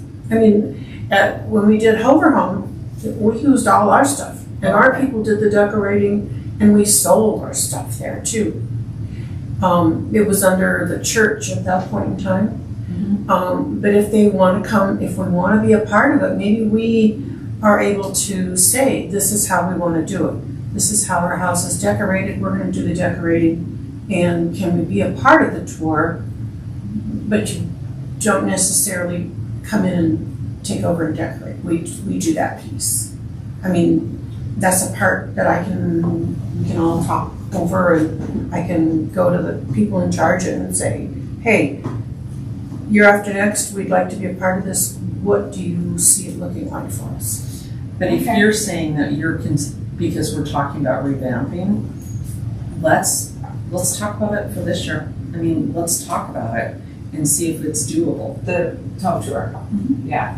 I don't know about y'all, but I'm certainly not opposed to having them come and decorate, but it'd be good to know, what all the options are. Yeah. So they do sell their products. Yeah, It's great exposure. And the fact it would also be great in the sense that we're working with another entity like Habitat for Humanities, which is it's a win-win. So I'm unfamiliar with this. So do people Yes. go to different homes? Like what? yes, it's a Private big deal. homes are always. Yes. Does someone drive them around? Like Yeah. No, they drive themselves. It's by tickets. Lots and lots of people. Are there any Good other idea. private These homes rich that are people's typically homes on in tour? Longmont. They usually do 4 rounds. See all the rich people, yeah. But wait a minute, are we closing off our accessibility to the community when we do something like that? Because would basically only people who are ticketed Yeah. are allowed to come. So I'm not It's sure I'm really rebates. excited about that, because the idea of having the open house available for the community to come and visit the house free of charge, and we do that intentionally at least 4 times a year, I think we need to stay with that. And we have to take a look at, is the exposure better the other way, or just what? I mean, I don't know. If you want me to research it and find out for this year, I think we should. I'm glad to do that. It's come up over the last few years, so maybe we should dive in and really get the information and make an informed decision about if we want to be part of it at some point. I think it's worth getting some information. And how many visitors would be coming to the house? Lots. And is it more than what we had Yes. last year? But over the course of 3 days or in a single? So, Course of 3 so days. that's Okay. 3 days. Because it's like you said, it's an all-day event on Friday, and then it's a big deal, and a lot of people go. And yes, there are tickets sold, and I understand the fact about having things open. Well, there's the other possibility that calendar here. Does all of that funding go to Habitat for Humanity? Yeah. Okay. But we would still take donations, like. But we would still or take if we donations. can, based on Yes. if they have a policy about that. And we've never had a Santa open house on a Sunday, but we could. We could have a Sundays work for Sunday afternoon. families. We could have a Santa open house on a You'd have to Sunday ask Santa. afternoon. He makes his schedule, you know, Yeah. so you'd have to ask him that, but. One of the problems I see with somebody coming in to decorate from an outside entity, they sell their wares, so those are gone. So you have to redecorate. Oof, if you want, if you want It to just be goes decorated that for day your when they sell parties. They sell them each day? And it's 3 days of. Some of them do, but they They're replenish, they replenish. Okay. But I'm saying if they're the ones that do all the decorating, Mm-hmm. and then we have holiday parties after this, which you will, and then we still have to They decorate. take it down like right away-ish after the event? Yeah, but there could be a combination where we do our decorating, which isn't over the top and isn't a whole lot, And we actually, add to it? based on what some of them, do when they bring people in. It could be a combination of both those things too, so that you wouldn't have to redecorate once that Adorn, for example, that comes to mind. They decorate every year. She would take her things out of the house after the tours are done. So then we'd be left with whatever we put up. Okay. So it could be a combination. And I'm sure the homes do that too. I think we should look at that as an option. You find out more information, but Yeah, I was thinking it might be, help our December go smoother, but it sounds like maybe not. Yeah, that's I don't know. a lot of. But, I mean, the exposure and, I don't know, I think we need some more information and then maybe talk about. They Make it may better. not even want us this year. I mean, That's true, some yeah. years they're looking for homes. Other years they've got other people that volunteered right Yeah. away and stuff like So that. it's, they change it up every year, so it would be maybe every few years, something that we could be a part of. Usually don't repeat, but I think it's possible. But Oh, okay, so if we do it, it's like you do it one time kind of thing. Mhm. Okay, good to know. and then if you're talking about revamping, then it's good to. What about the idea of allowing them to do just the auto house? I want that. They would be interested. Just the auto house. To do just the auto house. So we decorate in here, we do our thing in here, but they don't only decorate and do all of the selling of their wares in the auto house. Be surprising. It's possible. Might be something that's. But would somebody want to come all the way out here for just something that small? Yeah. If I can, I'd be bummed to bump to the house. Yeah, but Yeah. I We'd would, have to up our game. Well, We would perhaps have they to could up our come, game. perhaps they could still come into the house, but it wouldn't be a matter of things That seems moving like and conflict of changing interest. in box, Yeah. switching Or out. like the in auto house. house and the library, the office, that room. that they would just do those two rooms. I can't imagine why that would be worth their while. Or ours, really, because then, like you said, I don't think that aesthetic would be too different. I don't know. I'll look into it. Okay, I'll get the let's get info more of that. and maybe even get somebody to come to the Yeah. next meeting. And we don't need to House. necessarily set these dates right now, so we can get some information from Candy and go from there. I would feel more comfortable if we had more Yeah. information. If we could possibly have somebody attend our next board meeting and to discuss it with us, I think that would be great. If they're even interested enough to Yes. come and share that information, Yeah. but if you get the information and it's not in the cards for this year, then there we go. And then I think we go forward with the 5th and the 18th, like, would be consistent with what we've done. Have you booked Santa already? Well, you mentioned about, I think, having Santa on a Sunday. I think it, I don't know that we Maybe- need to change that. Well- Like, the Friday works well for families unless we're gonna be doing something different this year that calls for like. rewriting that schedule. If we do something different, I don't think that's a bad choice, because again, I'm looking at family-friendly times that people can go. But Sunday afternoon's not a bad time to go see Santa and set that up, and we would just host it in the afternoon then But instead. not that weekend. Not that weekend. I wouldn't think that's. And all weekends And dedicated the next to weekend, it. people are seeing Just Santa lights at Already. So that causes problems So- there. I think, you know, the families that come to Santa, and here's the other thing is, we're thinking about revamping that registration process. Well, we're going to in some way. I don't know what that looks like yet, but the families that come to Santa know, you know, they're familiar with the Friday nights and that works out for them. Oh, we want to open it up so more people have a chance to register. I think Santa works well how it is, unless there's a need to change it based on if we're doing something different this year. I would only change it if there's a need. Yeah. Okay. Perfect. In my Okay. opinion, I don't object to the 18th for the open house. I just personally feel it's close to Christmas. It That's is. when everybody's busy That's really Yeah. with tight. other activities, parties, office things, Yeah. shopping, whatever. That's my only concern about the 18th. I think that is the concern in general. And it could be we try it this year, and if we get like way less attendance, then we'll know, but. Well, and the alternative, we could, instead of doing a Thursday, we could do a Tuesday. For That would open not be house. so, maybe that would not be so, it would not crunch the holidays as much. Something to think about, so Yeah. let's let this kind of simmer, we'll think about this, and then we'll come back to it next month to talk more. Okay. One question, is there anything else going on downtown? It's just the Right, lights that is the time. 12th and 13th. It's always busy. Yeah. There's And always usually we something. have our holiday open house the Thursday of, Thursday before that weekend to coincide with here's the city events going on. But Yeah, because there's the city walk lights down here and Yeah. the lighting in the tree down. and it could be that maybe next year Questers might have to move their date, if this is like, we're trying to be coinciding with the city stuff. But Tell you That what, would be hard. let's give this thought and we're gonna move on because Yeah. time-wise, I want us to move forward. So let's definitely think through these and we'll come back next month with that. We're gonna move on to the committee formation because this is sort of a spring off of what we've just gone through.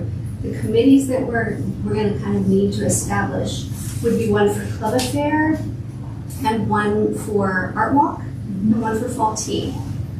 Now, is anyone in particular interested in leading any of these three events? Leading the committee in these events.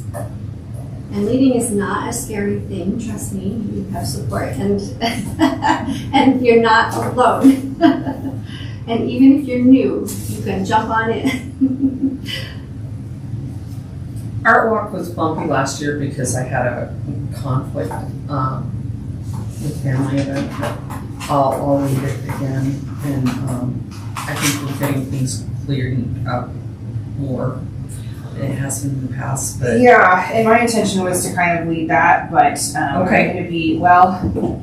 I'm gonna be gone for most of the month of September. I'm not gonna be here for Art Walk, because I'm getting married. You're gonna Why do you have other plans? Good gracious, what are you thinking? So yeah, that said, I obviously will still be supporting that, and whatnot leading up into that point, but I'm not gonna be here that day, so I just wanna make sure that it's not just Maureen that's, Exactly. I think that we need, Exactly. a really solid committee for that, Exactly. so that I can kind Well, of pass it off and say, here you Well, go. I'm laughing Yes. because Here. last year I was in the same boat. I'm like, I can't be here. So So, And we need it solidified ahead of time. a lot. so Yeah, we're clear. gonna take the lead on this. Yes. And then. And I feel better this year because last year we were dealing with itty bitty bits of paper and a file folder that was just pathetic. And yeah. We're better. Yeah, it'll be a lot easier this year. It's gonna be easier this year. So, that in mind, who would care to be serving on that committee? Okay, Julie, Cindy. Wonderful. This is, Art Walk, yes, Julie, Cindy. And for Art Walk is an event that Longmont's hosted for years, and what it is we collaborate with other buildings like the old firehouse is the one that really runs it, and we piggyback on with them and we show art, and we have art from artists all over the place and they sell their wares. It's a good thing because we get artists in here, they sell their product, people get to see the house. It's a great exposure. In the past, we've only had, on the high end, I want to say 5 artists. But last year, we opened it up to a lot more, and we have a lot of art in the garden. 18, because we filled the garden. Yeah, Yeah. and we've got And the house. a huge response for it. And so there's a map that's put out, people go downtown, and then we're included in the map. And I think it's a win-win, so. The city blocks off the street. And it's a big, It's great, it's fun. Be interested in helping oh if yeah, many people. yeah, that'd be I great. think we had So, like 400 people come through last year. yeah, we had a lot. Okay, good. So So Julie, Cindy, and Jeff are interested in perfect. participating. And so if you know an artist Work. that you know particular that we could, because we're trying to come across tons of different kinds of mediums, from wood to pastels to acrylics to garden art to oil paintings, just across the board. About jewelry. Jewelry, yes. Yes, sorry, I skipped one. Clay, yeah. There's a new artist collective on Jerry Street off of Mountain View. I know an artist. It's is awesome. there. I mean, there's tons of artists. Okay, oh, Tumbleweed. Terry, Tumbleweed? Tumbleweed. It's awesome. So, I've been, what I might suggest is that, Maureen, over the course of, between this month and next, that you just get your file together, and then at the next meeting, then the committee, you can set a committee meeting that will occur shortly after the next board meeting. We'll send you that spreadsheet in the meantime, Maureen. I think wonderful. I think you have access to it, but I'll just resend it so it's kick back to the top of your inbox. thank you, Sure. appreciate it. And And then- then on the lines, I'll kick back the other one, finding the painting system. And then Okay. regarding Club Affair and Fall Tea. Club Affair is gonna be, potentially joined together with the event Unity and Community, so, the coverage of that won't be as difficult, I think. And we definitely have our feet under ourselves doing that. I think we're thinking of it, well, we'll see what the chamber says, but thinking of it being a similar setup as Art Walk, where we find people to come here, but are featured as part of that event and whatnot. And like last year, we opened it up to like all clubs, not just the ones that we reached out to, but we did it very late. But this year, I think if we do that earlier, we can get a lot of more diverse groups and a lot of people to fill our space, so. I would be interested in working on that one. You want to work on it? Would you like to lead it? You're gonna be around, right? No. I mean, yeah, for a And couple keep in mind, yeah, you- all year round, yes. Just a- August. I'm co-chair. Okay, Okay. so the two of you. Yeah, I think that sounds very interesting. Wonderful. I'll work on it. So Candy So co-chair. and Thank you, Diana Diana. will co-chair, and Cindy will work on that committee. Anyone else interested in working for And the that clubs you're committee? talking And about, like and this is not- Rotaries and all that sort of stuff. Yeah, exactly. But Yeah. it's just a initial. And so if you decide later, hey, yeah, can I help work on that? Then of course we can add more people. How does that sound? Yeah. Okay. So Candy and Diana, I'll ask the two of you to do the same thing that I asked Maureen, just kind of get your file ready, be prepared, and be kind of ready for a game plan. And then at the next board meeting, set a committee meeting. Okay. Then the last one here in committees is the fall tea. I'm happy to lead that. I know how it flows. Okay. I'll work on that too. Okay, great. So, and Cindy, okay. All right, any others or any, okay? Okay, so I have Club Affair, myself and Diane and Cindy, Mm-hmm, and Art Walk, Maureen, Cindy, Julie and Jeff, mm-hmm, Fall Tea, Karen, Maureen, Cindy, yes, right? yes. Okay. And then, so we will all come back to next month, ready to set our committee meetings. Great.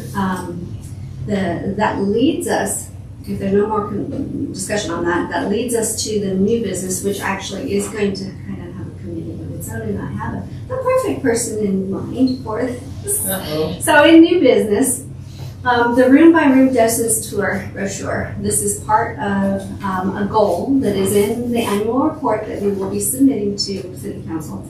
And the idea is to take our docents tour details as we have them, get them more fine-tuned, make sure we're accurate, make sure everything is all excellent and perfect, and then put it in a printable format so that we can create booklets that can be sold to guests who would like to have a little booklet of that detail.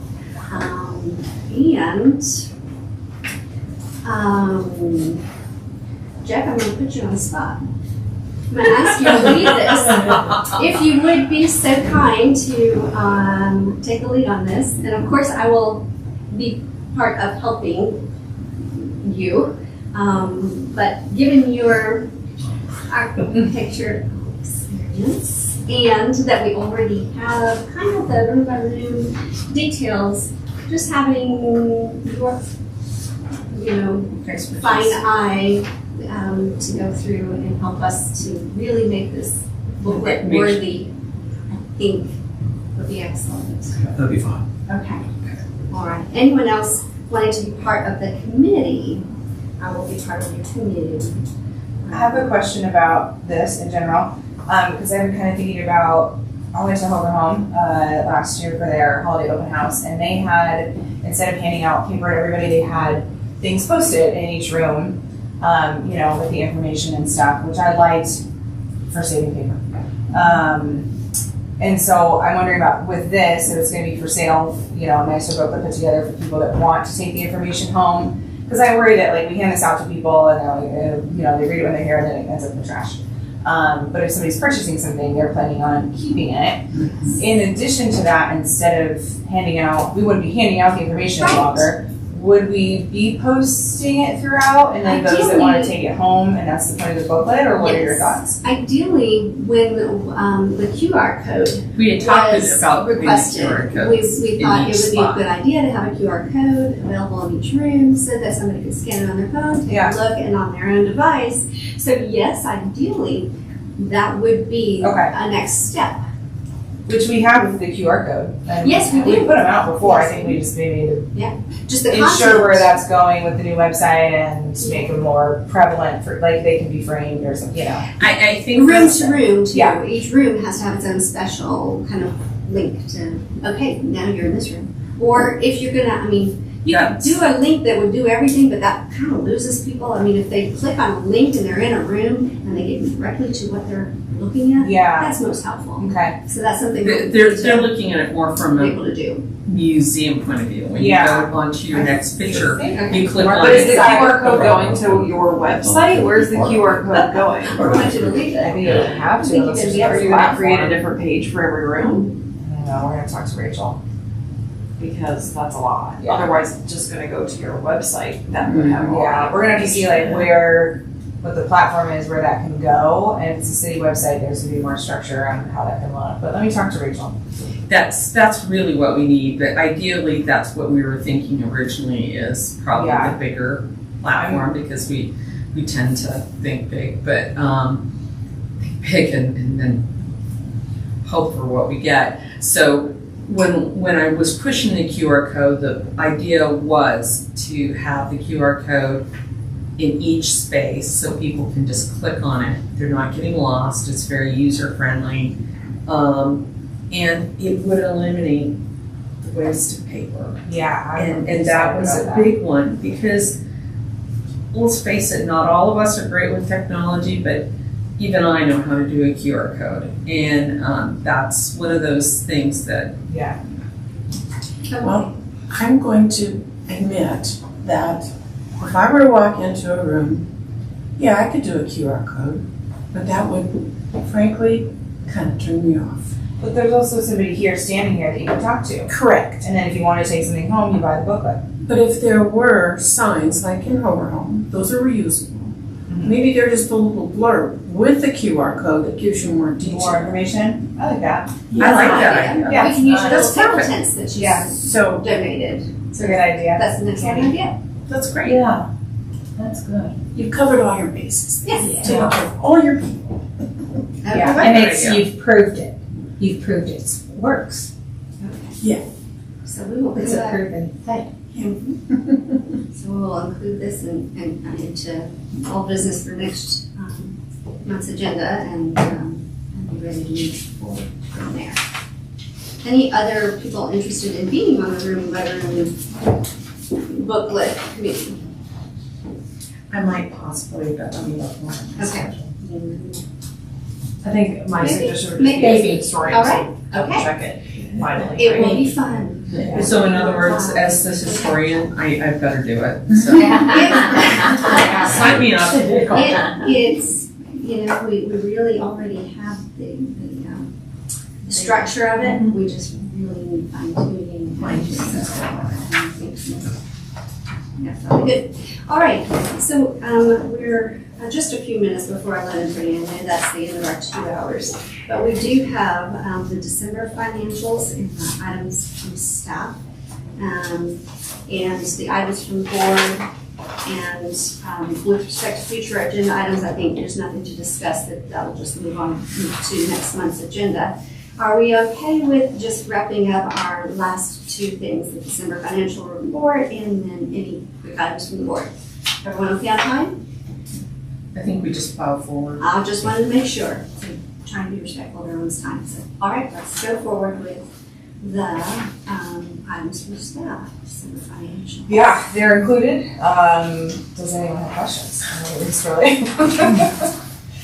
Thank you for doing the bridge. Yes. Sure, yeah. Yes. Now, I have a question. Does anyone just have questions? I do. Oh, and the year end, what we have so far Yeah, is in here. There's always some stuff that trickles in after. right. Yeah, but. Right. And the year-end sheet, sorry, Karen, the year-end sheet comes from a spreadsheet that I created from the numbers that I get, so that's not directly from finance, that's something that I created, just to help me be able to look at that stuff from month to month, and have that moving forward. Can you do a quick explanation again then regarding the, like, for example, we've got the revenue and expenses under your headings, 2024 revised budget, the actual, the available, and the percent. Can you give a quick explanation of those columns? At the top of the December? Of the top of the, Yeah. yeah. So, yeah, I mean, the revised budget is what was created after, like, the budget gets revised for the new year. So this was the budget for 2024. Actual is what was spent, available is what's left, and percentage is what percentage of the total budget was spent in each of those line items. And when you have something in parentheses, are you? Those are actually, it, or are you yeah, dividing it's for whatever reason, that's how finance does that, but those are not negative numbers. Okay. Which is why I created this sheet, so that I can punch those in and it helps me see the actual net revenue. Because that's not just like readily available somewhere. How is it on negative? You had 18, but you spent 21, you're over 30,000. Same. Yeah, when you're- I think it's just for the revenue. Oh, for the revenue side. my Yeah, bad. sorry, no, I didn't explain that very well, but for the revenue, But generally, looking at the percentages, if you're seeing percentages over 100%, that means it's gone over what was Brought in more expected. yeah, So revenue, you brought in more, Right. so that's always a very good thing. yeah. But when you're looking at expenses, is there anything that we have any concern about? Yeah, There was one, we definitely went over on dues and subscriptions. yes, that was, I don't want to throw anybody under the bus, some of that was, kind of doing my credit card before I started, just inappropriately, or allocated an expense to the wrong account. And so we let finance know, but because everything rolls up into one account at the end of the year, it doesn't really change it in the end, but So it was just supposed to get You're categorized as, Which happens a lot. Yeah. And when you're reconciling your credit card and you have 1,000 purchases, and Same sometimes deal, you reconciling. accidentally put one into supplies that really should have been non-capital equipment and furniture, Yeah. or It was supposed to go to ads and legal notices, which we're over in, or under in rather, have money left over. And so, yeah. It was that just, what happened. it was just It just allocated wrong. Yeah, and it all rolls up into the same bottom line. So Yeah. so that's that's, like we wouldn't move one purchase to another yeah, unless you were completely doing a what is the word? Where you're asking for the money to appropriation. Yeah, Yeah. that's the only time that. Yeah, so that was, and then professional contracted services, we knew that was gonna be over basically when we decided to do the murder mystery. But again, because it all rolls up and we ended up having money left over, it doesn't really affect anything at the end of the year. And I think the murder mystery was a good, Yeah, Pitch I mean, out. it brought in revenue, so, Yeah. yeah, well, I think it brought, again, put us out there for people to think about. And they're thinking, oh, that's kind of a cool thing. I might want to do that next year. Or I can't do it this year, but I'll do it next year because that sounds fun. Yeah. You know, So a quick question, where is the advertising expense? That is the one Advised. that I just mentioned, ads and legal notices, that's like where we pay for Wedding Pro, which is our Right. biggest expense for marketing. So, and there's other pieces, you know, like printing and some other places where little things come from, but that's our biggest marketing expense. And so that one that was over should have gone into that category and it just was put in the wrong place. Would that have put the ads and legal notices over budget itself? I don't think so, because we had 3,000 left over in there and that was like a $1,600 charge or something. So, yeah. So even putting it in the right category would not have changed, would not have gone over the budget. Not the totals, no.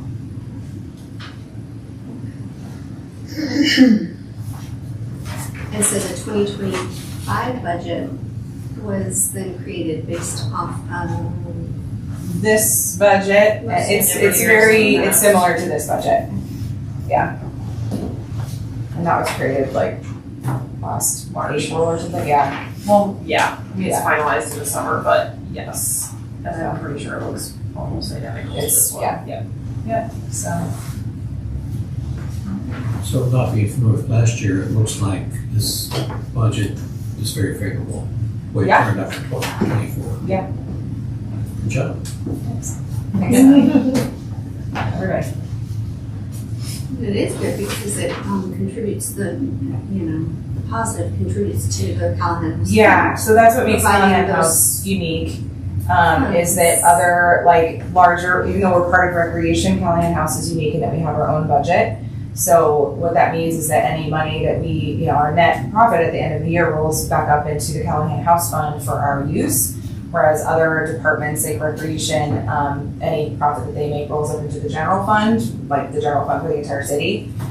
So it's nice that we get to keep our extra profit in our department. So that's a really special thing that Callahan House is, we're lucky to have. Yeah. So, yeah, the only other note that I have, the perks budget did get cut this past year. And we saw that in a lot of places citywide because of property taxes, the laws on those changing, and so the city's budget just wasn't as big as it normally is. So the perks budget was cut. Callahan House is their largest expense. And so we had to supplement their budget for us by $4,000 from our fund going into 2025. And it just is what it is in order to get the property maintained in the way that we need it to happen. So just a note that that 4K is coming from the house fund to help supplement the parks budget for us for next year. Okay, but that's something that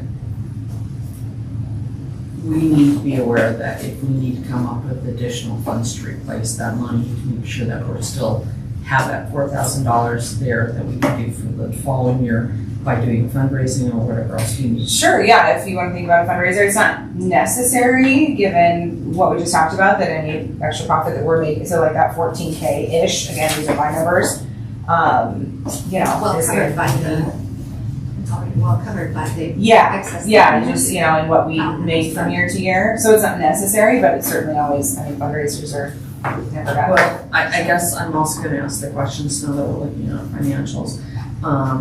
With funding getting pulled, federally, and causing problems like with say the building and stuff down here on Copper, is that gonna affect any revenues even more through the city, particularly in the rec department? Are we, What do you mean?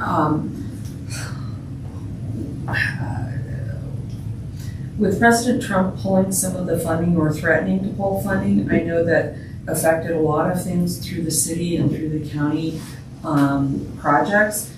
Does that affect anything through Parks and Rec? Not unless something's federally funded. Well, I know some of the projects, like the project just down here on Cottman, that building of all that was receiving funds from federal funds for that and some other aspects. Is that gonna affect us in any way? I see it affecting this house and this particular budget, because again, it's not federally funded. I understand what you're saying, that like some capital improvement projects or big buildings, which is just not related to what we're doing. But you, through the Parks and Rec, is Parks and Rec's budget gonna be cut any further because? We are completely funded. The general fund is city tax money. I just wanted to make sure that I'm. As far as I know, no one has said there's no whispers about what Trump is doing, trickling down to impacting our budget as it stands right now. Okay. The money's been allocated, for our 2025 budget. I don't know what the future holds. But I hate to ask that question, but there's our political climate is wild right now, so it's a valid question. So I just know that Sean being on city council, I'm aware that a lot of projects were in jeopardy in regards to that, and everybody's doing the pullback of wood. And I was wondering if that affected. Yeah. I don't think right Rex. now. I don't think so. Okay. No. Thank you. And I'm not allowed to ask those questions, so I can ask them here. So. And I don't know if we've shared in this group that Parks and Recreation is becoming one again. I think Ben talked about it last week. Okay, Yeah. cool. Yeah. Any other items from staff? Okay. Any items from the board? I did want to share that I sent a sympathy card to Sue Yeager's daughter, and I also sent one to Alice Tonkinson's family, because Alice was also a member of our board. Yes, I saw. Thank you. Mm-hmm. And then I also ran across something, I don't know where I got this, but I do have this. Hover's card playing group involved the following men in town: Lloyd Harris, C.F. Andrew, D.C. Donovan, Solomon Shai, Walter Callahan, and T.M. Callahan. Nice. They were all card playing buddies. That's cool. They all played bridge. Was it Hover's group? Question, did we get a sympathy card sent to, for Jacqueline, Mayor's wife, Roger Lang. Thank you. I did not send one. I Okay. need an address, information, Okay, if you can do that. Okay, great, because she was. If you want to give me a few more cards, I have a couple of them still, but if I'm gonna do that, I need those cards. Thank you. All right, there's one little save the date information to share with you all regarding History Colorado. They're having Stephen H. Hart Awards for Historic Preservation and annual reception Wednesday, April 2nd. There at History Colorado on 1200 Broadway. So it's something really neat to go to if you're interested.